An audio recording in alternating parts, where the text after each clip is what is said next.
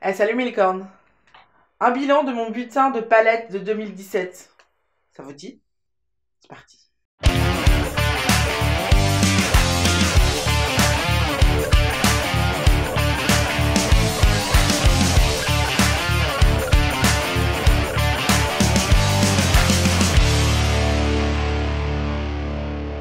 Donc c'est parti pour mon bilan du butin palette 2017. La plupart des palettes que je vais vous montrer sont sorties en 2017. Maintenant, il y en a quelques-unes qui sont sorties un peu avant et que j'ai juste acheté en 2017. Je vous dirai à chaque fois pourquoi je les ai achetées aussi tard. Sachez que la plupart des palettes que j'ai, à quelques exceptions près, c'est moi qui les ai achetées. Et quand c'est pas le cas, je vous le dirai. Alors, j'ai commencé l'année super soft en achetant seulement 2 palettes. Pendant 6 mois, j'avais acheté que 2 palettes, ce qui est rien du tout par rapport à ce que j'ai l'habitude d'acheter. Et la première palette que j'ai achetée, c'est la Nubians de by Juvia's Place. Alors, Juvia's Place est une marque américaine qui s'adresse surtout aux filles à la peau noire, mais beaucoup de beauty stars utilisent ces palettes-là parce qu'elles sont super pigmentées. La texture des fards sont dingues et moi quand j'ai vu cette palette là, et ben j'ai craqué parce que regardez-moi un peu comme elle est jolie. C'est pas joli tout plein ça? Je la trouve vraiment sublime cette palette, elle est vraiment trop belle et les fards sont énormes. Je crois qu'ils font 3 grammes chacun, ce qui est énorme, ce qui est vraiment énorme. Pour vous donner un ordre d'idée, les Urban Decay c'est 1 gramme 2 et là on a 3 grammes par fard. C'est vraiment énorme et la texture est juste affolante quoi. La texture est dingue. Je vous fais pas de swatch et je vous ferai pas de swatch dans cette vidéo parce que je pense que vous avez des swatchs partout sur YouTube et j'ai envie que cette vidéo dure pas des plombes, donc je ne vous ferai pas de swatch. Mais franchement, la pigmentation et la texture de cette palette est dingue. Je crois qu'elle elle est dans mon top 3 de mes palettes préférées. Non, c'est même pas que je crois, elle est clairement dans mon top 3 de mes palettes préférées. La deuxième palette que j'ai achetée, c'est la Moderne Renaissance de Anastasia Beverly Hills. Honnêtement, je l'ai achetée en juin, je crois, en juin ou en mai. Je ne sais plus, je crois que c'est en juin. Non, mai, je ne sais plus. Elle est sortie en 2016, je l'ai achetée en juin 2017. Tout simplement parce que elle est sortie déjà fin 2016 au Sephora France. Ensuite, elle n'était pas disponible, elle était tout le temps en rupture de stock chez Sephora. Et quand je l'ai vue, je l'ai prise. Quand j'ai vu qu'elle était dispo, je l'ai prise. Je le regrette. La palette, vous la connaissez tous, elle se présente comme ceci, avec un pinceau à double embout. Le pinceau très mauvaise qualité par rapport à ceux d'Urban Decay. Vraiment, Anastasia Beverly Hills, mettez pas de pinceau dans ces cas-là, quoi. Franchement, je ne comprends pas pourquoi des marques mettent des pinceaux de si basse qualité. N'en mettez pas. N'en mettez pas. Si, on en a toutes des pinceaux, donc c'est pas la peine de mettre des pinceaux comme ça qu'on n'utilisera jamais. Enfin bon, ça c'est mon avis. Voilà, je la trouve bien, mais sans plus. J'ai pas compris la hype autour de cette palette. Peut-être parce que j'ai acheté cette palette après avoir acheté la Burgundy de Kylie Cosmetics, que je trouve finalement mieux en fait. Plus pigmentée, avec des fards plus denses. Et puis il y en a moins, mais justement, on s'y retrouve du coup. Parce que comme il y en a moins, on est moins perdu. Euh, je dois admettre que une grosse part de ma déception de l'achat de cette palette, c'est tout simplement son prix. Son prix en France, sachant qu'aux États-Unis, elle sort à 42 $ et que en euros, ça fait 35 € à peu près, et que je l'ai acheté 50 balles, et ben je me sens vraiment arnaquée. Je sais pas si c'est Sephora ou si c'est Anastasia Beverly Hills qui donne pas de marge à Sephora et que du coup Sephora est obligé de faire grimper les prix. Mais en tout cas, je trouve ça 15 euros de différence par rapport aux États-Unis, je trouve ça vraiment pas possible. Surtout que ce qui n'arrange rien, c'est la politique de Sephora qui est maintenant de ne plus accorder de réduction aux marques vendues exclusivement chez Sephora. Ce qui fait qu'en fait, on est obligé de les payer au prix fort sauf quand on a nos 100 points de carte fidélité. Je trouve ça exorbitant en fait. Je trouve ça vraiment trop trop cher. Et pour vous dire la vérité, les deux palettes suivantes de Anastasia Beverly Hills, qui est, je crois, Spectrum et Prism, si je dis pas de bêtises, bah, je les ai pas achetées et je les achèterai pas parce que bah, déjà, elles me parlent pas tant que ça. Et ensuite, bah 50 balles quoi. 50 balles alors que les américaines, elles les payent 35 euros. Je trouve ça pas normal. Voilà, je le dis. Donc, clairement, Anastasia Beverly Hills, c'est une marque que je vais avoir tendance à boycotter. En tout cas en France. Quand j'irai aux États-Unis ou en Angleterre, j'achèterai peut-être. Si le produit me plaît, hein. Parce que si c'est pas le cas, j'achèterai pas non plus. Mais voilà, en France, j'achèterai plus d'Anastasia Beverly Hills. Voilà, en fait c'est une palette jolie, hein. Je crois que juste le problème, c'est que j'ai payé trop cher, quoi. Pour moi, elle vaut pas 50 balles, quoi. Pour moi, elle vaut pas 50 balles, sachant que le packaging est en carton. Qu'en termes de quantité, les phares sont pas exceptionnels, hein, et je crois qu'on est à moins d'un gramme, donc voilà. Pour moi, cette palette ne vaut absolument pas 50 euros. Donc, je suis vraiment très déçue de l'avoir achetée, sinon elle est jolie. Voilà. Ensuite, en juillet, j'ai acheté la Naked Heat de Urban Decay. Alors, pour vous expliquer, je ne suis pas une grande fan des Naked originales 2 et 3. Je vais vous l'expliquer dans ma vidéo sur la sortie de la Chocolate Gold. Je préfère nettement la collection Chocolate de Too Faced à la collection Naked de Urban Decay. C'est clair, net et précis pour moi, tout simplement parce que les fards sont moins intenses dans les palettes Naked et que comme j'ai la pommade, moi il me faut des teintes marronnées euh, et un beige ou deux à la limite, mais pas beaucoup de beige parce que voilà, j'en ai pas besoin de tant. Maintenant, très honnêtement, j'ai surkiffé la Naked Smoky. Vraiment, quand elle est sortie, j'étais amoureuse de cette palette et j'en suis encore amoureuse. Je l'utilise encore énormément. Elle ne fait plus partie de mon top 3 préféré, mais elle a très longtemps été dans mon top 3 préféré. Maintenant, voilà, il y a beaucoup d'autres palettes qui sont sorties depuis, donc voilà, forcément, je suis obligée de la bouger un petit peu. Mais c'est une palette que j'aime énormément utiliser pour sortir, mais surtout pour des soirées vraiment, des soirées classe, quoi. Et du coup, quand la Hit est sortie, je me suis dit, bah, j'ai eu la Smoky, je vais faire la Hit aussi en plus. Contrairement aux autres Naked, elle a aussi des fards assez intenses et assez pigmentés, donc je me suis dit, bah, écoute, t'as pas vraiment de raison de lui faire la tronche à cette palette en fait. Donc bah vas-y, lance-toi. C'est vrai que en fait on a deux beiges. Clairement on a deux beiges et le reste c'est des marrons. donc, donc moi je suis contente. En fait dans ces cas-là je suis ravie. Voilà, j'aime beaucoup cette palette. J'aime le fait qu'elle propose des fards dans les tons rouges mais toujours nude. On n'est pas encore dans la moderne renaissance d'Anastasia Beverly Hills et on n'est plus du tout dans la naked normale, dans la naked originale. On est vraiment à mi-chemin entre les deux, avec des teints un petit peu plus rouges, mais pas non plus super choquants. C'est vraiment des teintes, ça reste des teintes nude et qui sont un peu plus rouges, enfin qui ont un peu plus de rouge dedans. Mais voilà, ça reste une palette que j'ai utilisée pour les make-up de tous les jours ou pas. Alors, les deux prochaines palettes, c'est des palettes qu'on m'a envoyées, que Black Young m'a envoyées. Je vous ai déjà fait une vidéo sur ces palettes-là, si vous ne les avez pas vues, je vais vous mettre le petit lien au-dessus de ma tête. N'hésitez pas à cliquer pour les regarder.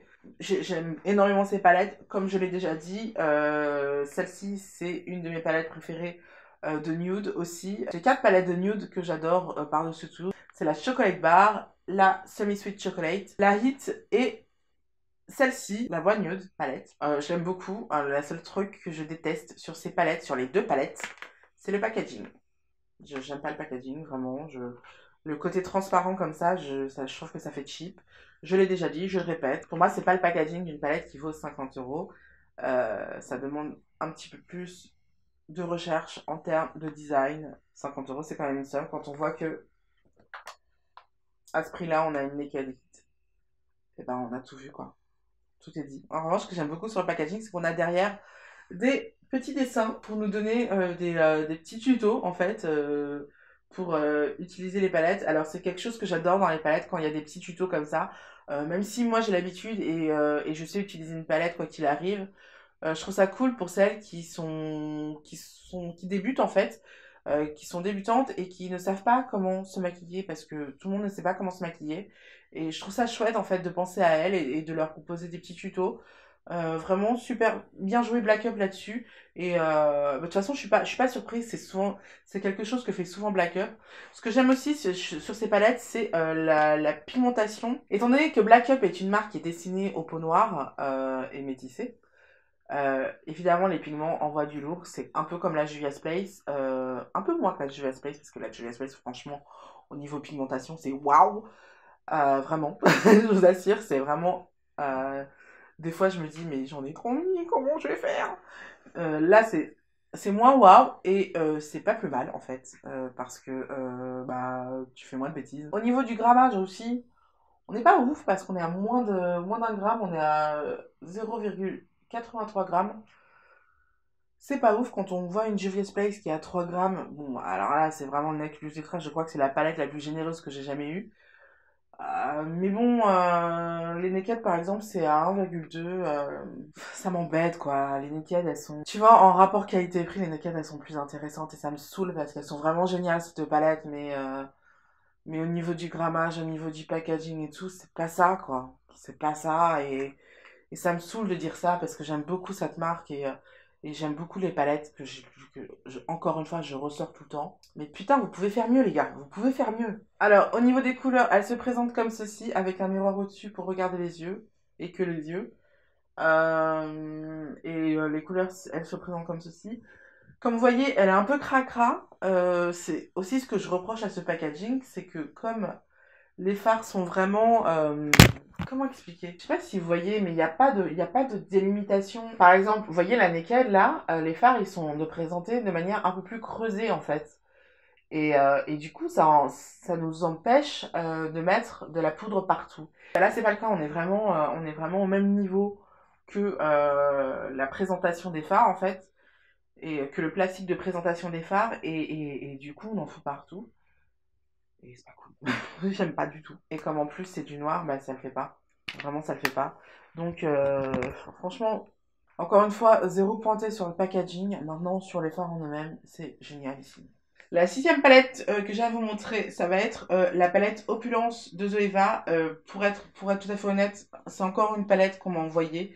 C'est Sephora qui me l'a envoyée puisque Zoeva est vendue chez Sephora.fr. Donc voilà, c'est une palette que j'aime beaucoup. Je vous l'ai déjà présentée dans une vidéo sur mes idées cadeaux pour Noël. Et si vous ne l'avez pas vue, je vous invite à la voir en cliquant au-dessus de ma tête. Voilà, c'est encore une fois des fards que j'aime bien, dont j'aime beaucoup la couleur. Ce qu'on peut noter sur cette palette, je sais pas si c'est un point positif ou un point négatif, je ne sais pas. Ça dépend de chacune. Moi, par exemple, j'ai la palette Naturalios de Zoeva, puisque l'une est composée de fards nude et l'autre est composée de fards un petit peu plus péchus et un petit peu plus insolites, on va dire. Bah, je les combine toutes les deux quand j'utilise celle-ci, en tout cas, j'utilise toujours celle-là. Et ouais, j'aime les utiliser ensemble. Je sais pas si c'est un point positif ou un point négatif, parce que j'ai envie de dire, quand t'achètes une palette comme ça, bah, c'est que t'as déjà des palettes nude. Donc, tu t'en fous en fait de ressortir une autre palette, je sais pas. Après, c'est vrai aussi que j'aime bien avoir tous les fards dans une seule palette et ne pas avoir à chercher une autre palette. Je sais pas. Je me tâte. Est-ce que c'est un point positif? Est-ce que c'est un point négatif? J'en sais foutrement rien. En tout cas, moi j'aime bien cette palette-là. J'aime bien les couleurs qu'elle propose. J'adore le rouge, j'adore le prune, j'adore. Alors, le bleu électrique là. On en parle ou quoi? Il est juste sublime. Il défonce. Franchement, sur un make-up, il défonce. Et à 22,90 €, et ben, j'ai envie de dire, c'est un super rapport qualité-prix. Surtout que là, au niveau du grammage des fards, on est à 1,5 g. Ensuite, on va passer à la Burgundy Bar de Jemay Maybelline qui a sorti ça. Que je vous le dise tout de suite, son atout principal, ça va être son prix. Elle coûte 15 à 17 € seulement selon les endroits où vous l'achetez. Moi, j'ai acheté encore moins cher, je l'ai acheté à 8 € pendant le Black Friday. C'est une palette qui a la particularité de proposer des fards de couleur bordeaux, brune. Donc voilà, elle se présente comme ceci. Est-ce que je l'aime bien? Ce que je pense de cette palette, pour être tout à fait honnête, j'en suis pas fan. C'est un de mes regrets de cette année. J'en suis pas fan. J'avais la Burgundy de Kylie Cosmetics que je trouve mieux au niveau qualité. Pour tester la qualité d'un fard, c'est très simple. Pourquoi je me suis habillée en blanc? En fait, il suffit de swatcher. sur soi. Et ensuite, on passe la main comme ça. Et vous voyez que là, mon swatch, il a presque totalement disparu. Donc ça, c'est le signe que le fard est de pas super bonne qualité. Et clairement, sur moi, comme en plus j'ai la peau grasse, ça tient pas du tout la journée. Donc, hyper déçu de cette palette. Après, je pense que pour quelqu'un qui n'a pas la peau grasse et qui a pas un super budget, qui a un budget tout rikiki, genre une ado, de toute façon, c'est une marque qui s'adresse principalement aux ados, faut pas se leurrer. Pour ce public-là, je pense que c'est cool. Je pense que c'est cool parce que ça sort de l'ordinaire, ça permet d'avoir des produits et des maquillages qui sont à la mode en ce moment, sans dépenser énormément d'argent. Donc je trouve ça cool. Maintenant, si vous avez les moyens d'acheter la Moderne Renaissance ou la Naked Heat ou je ne sais quoi avec des fards plus rouges, je vous conseille la Moderne Renaissance. Clairement, si je dois comparer les deux, vraiment, j'utiliserais plutôt la Moderne Renaissance. Pourtant, je suis pas fan, comme vous l'avez vu. On arrive à la 8e palette que j'ai achetée cette année. Et encore une fois, je l'ai présentée dans 2 vidéos cette fois-ci, dans la vidéo sur ma proposition d'idées cadeaux pour Noël, et également dans une vidéo consacrée exclusivement à cette palette-là, où je présentais en plus une recette de chocolat chaud, de chocolat blanc chaud pour le coup. C'est la White Chocolate Bar de Too Faced. Alors, comme toutes les palettes chocolate de Too Faced, elles sont délicieusement bonnes le chocolat. Cette fois-ci, elle est dans les tons pastel. Je trouve ça super chouette. Je vous invite vivement à regarder mes vidéos pour savoir ce que je pense vraiment de cette palette-là. Mais si je devais résumer, je dirais qu'elle me plaît beaucoup. Et je ne vais pas en dire plus parce que j'ai déjà fait 2 vidéos sur le sujet et ça commence à bien faire. La 9e palette que j'ai achetée, ça va être la Chocolate Gold de Too Faced. C'est la petite sœur de la White. Voilà, ça fait 5 palettes de la collection de chocolate en tout que j'ai et qui sont sorties. J'adore la collection Chocolate, comme je l'ai déjà dit dans cette vidéo. Et celle-ci ne fait pas exception. J'aime énormément cette palette. Mais pour savoir ce que j'en pense exactement et pour voir à quoi elle ressemble et machin et tout ça, je vous invite à regarder la vidéo que j'ai faite exclusivement sur cette palette. En plus, vous aurez droit à une recette de chocolat chaud à la noisette. Donc foncez. Mais je vais passer à la suivante pour ne pas perdre de temps. La dernière palette que j'ai à vous montrer, pour être honnête, tout à fait honnête, je ne l'ai pas achetée en 2017, j'ai acheté au tout début 2018, tout simplement parce que j'attendais d'avoir les 100 points pour avoir 10%, parce qu'il était hors de question que je la paye au prix fort. C'est la palette Desert Dusk d'Huda Beauty. Alors, qu'on soit clair, je trouve la palette au prix fort, enfin à son prix normal, je trouve qu'elle est trop chère. Elle est vraiment trop chère. Elle est sublime, hein, mais elle est trop chère. 65 €, c'est un panier de courses pour deux, en fait, pour toute la semaine. Et c'est beaucoup trop. C'est beaucoup trop. C'est pas possible. C'est un dixième de loyer. C'est un plein d'essence. C'est beaucoup trop d'argent pour une palette de maquillage. Et encore, si c'était une palette de maquillage qui aurait énormément de fard et qui défoncerait tout, ok. Je dirais ok, d'accord, pourquoi pas. Maintenant, elle a que 18 fards, ce qui est pas mal en soi, hein. Mais la Chocolate Gold aussi, elle a 18 fards et coûte même pas 50 €. Et en plus, les fards sont extrêmement fragiles. Les fards de cette palette sont extrêmement fragiles. C'est un défaut comme c'est une qualité. Je vais vous expliquer pourquoi après. Mais clairement, pour moi, cette palette est trop chère. Et de toute manière, on ne devrait pas la payer autant parce que elle est à 65 $ aux États-Unis, ce qui devrait nous faire 55 € en Europe. Je ne sais pas pourquoi les prix sont augmentés en Europe comme ça. Ça commence à me taper sur les nerfs. Je commence à en avoir marre d'être prise pour une vache à lait. J'aime énormément cette palette. Vraiment, il y a pas, j'aime énormément Sephora. Il n'y a pas de problème là-dessus. Et en plus, voilà, je suis pas du genre à critiquer pour rien. Vraiment, quand je critique quelque chose, vous savez que c'est parce que vraiment c'est pas normal.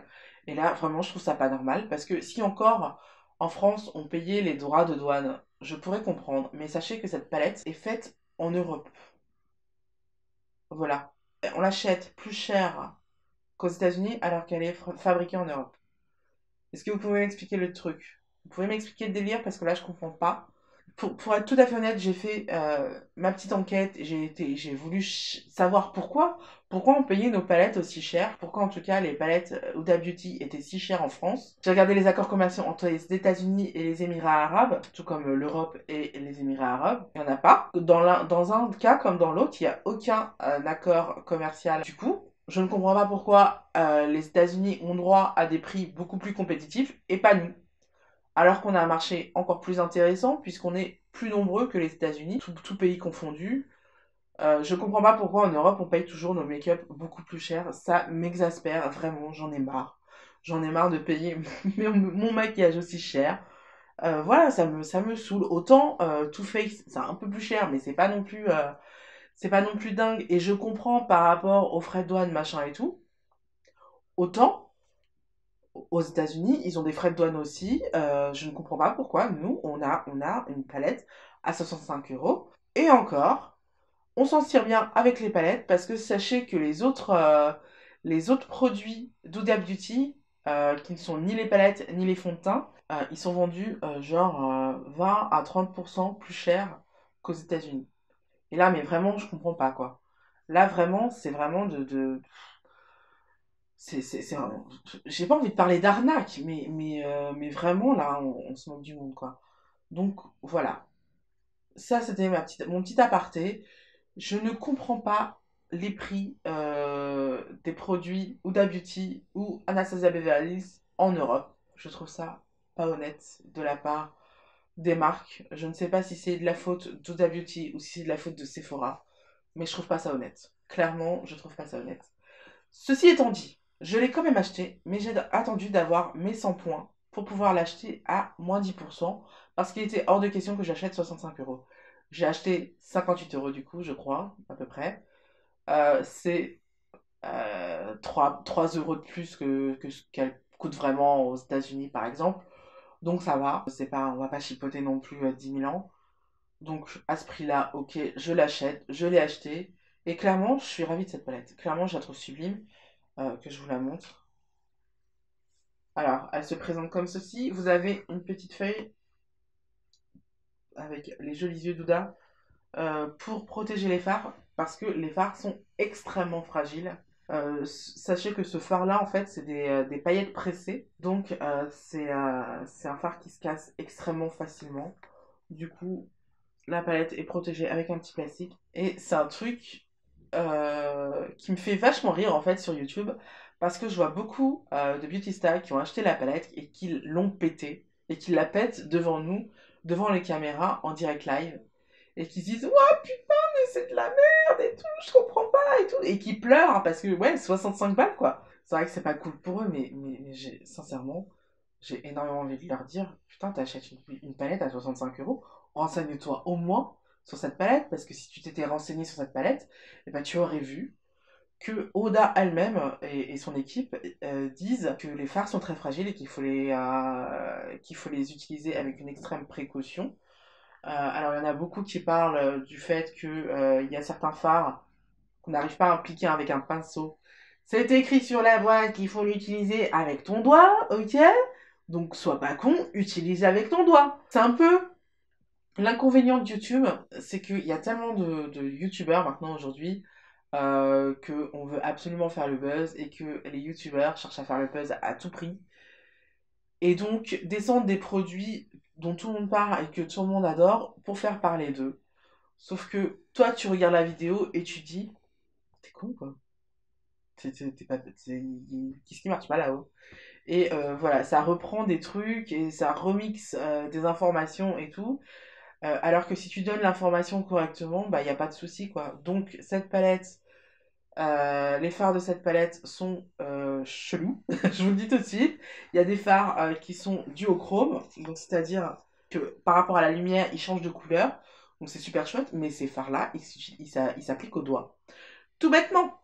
Donc voilà, j'aime beaucoup ces fards. Je me suis maquillée avec ces fards aujourd'hui. Je la trouve sublime cette palette, vraiment. Voilà, j'adore cette palette. Je suis juste dégoûtée qu'elle soit si chère. Heureusement, je n'ai pas payé au prix fort. J'en suis contente, mais voilà, je trouve pas normal qu'on doive payer au prix d'un plein d'essence du maquillage. C'est tout. Voilà, c'était tout pour mon bilan de butin de palette de 2017. J'espère que cette vidéo vous a plu. Dites-moi quelle palette vous avez acheté parce que ça se trouve vous n'avez pas du tout acheté les mêmes palettes. Par exemple, moi j'ai pas acheté du tout de Kat Von D alors que Kat Von D est sorti cette année en 2017 en France. Euh, Pourquoi je ne les ai pas achetés? Parce que j'ai pas été attirée plus que ça. Maintenant, si vous avez acheté des palettes Kat Von D et que vous avez adoré ou que vous n'avez pas aimé, n'hésitez pas à me le dire en commentaire. S'il y a des palettes que vous avez achetées en 2017 qui ne figurent pas, ou juste qui figurent et que vous avez envie de dire ce que vous pensez de vos palettes. En gros, parlez-moi de vos palettes, dites-moi celles que vous avez achetées et pourquoi vous les aimez, pourquoi vous les aimez pas, qu'est-ce qui se passe, machin et tout. Je serais super curieuse de voir ce que vous en dites vous parce que moi je vous dis ce que j'en pense, que je pense de mes produits, mais vous me dites jamais vous ce que vous pensez, donc moi je veux savoir. Donc dis-moi tout. Quoi qu'il en soit, si la vidéo vous a plu, n'hésitez pas à mettre un petit pouce bleu, à la partager, à vous abonner et à cliquer sur la petite cloche pour ne rien rater des vidéos. Je vous fais des gros bisous, à bientôt.